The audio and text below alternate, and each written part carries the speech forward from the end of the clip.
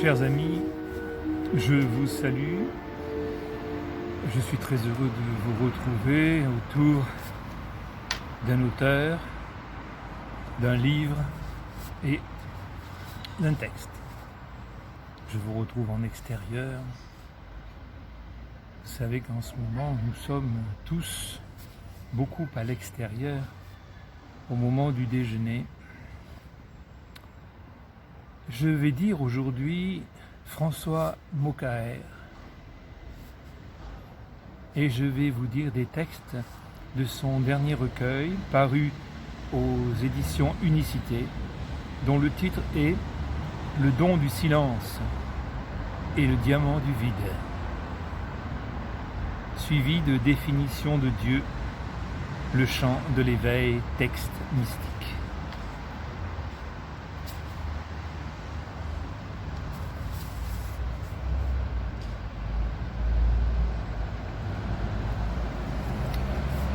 Voilà, partons pour une dicture, si je puis dire, en extérieur, avec les bruits de la ville.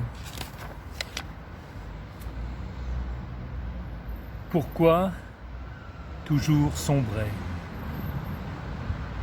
L'énigmatique océan est une forme pure.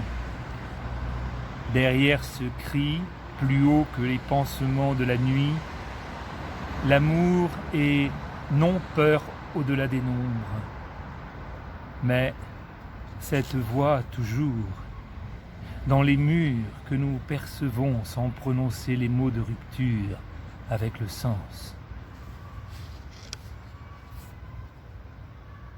Car le silence fait partie de l'homme. Le silence est aussi en dehors de l'homme. Une énigme perce le sens et nous permet de savoir que dans chaque pas commis se dépose l'éternité et la trace qui enivre l'homme.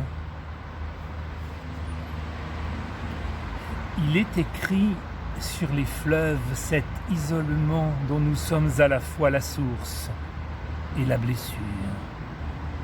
Une écriture va se rompre et reprendre souffle dans le sang.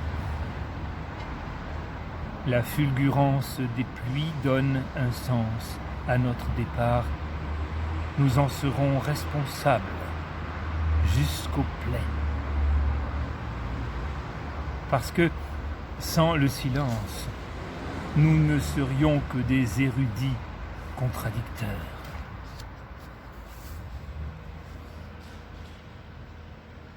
Nous ne sommes que la force et cette joie illusoire qui est tout sauf l'intimité. Alors que c'est soi-même qu'il faut comprendre avant que tout ne s'achève, ne prenne sens dans la chair, dans l'erreur d'un jour. Dans l'effacement des silences, nous sommes revenus hanter la paume d'un mystère. Tout devient urgent.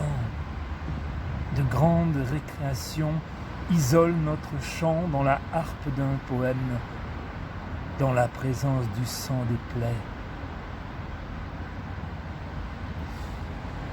Mais il y a cette menace, passage parmi les ombres d'une marche lente, une manière de jouer et de naviguer sur la déception des montagnes. Nous croyons au soleil depuis qu'il s'émeut d'une joue et n'irons pas plus loin que la mort.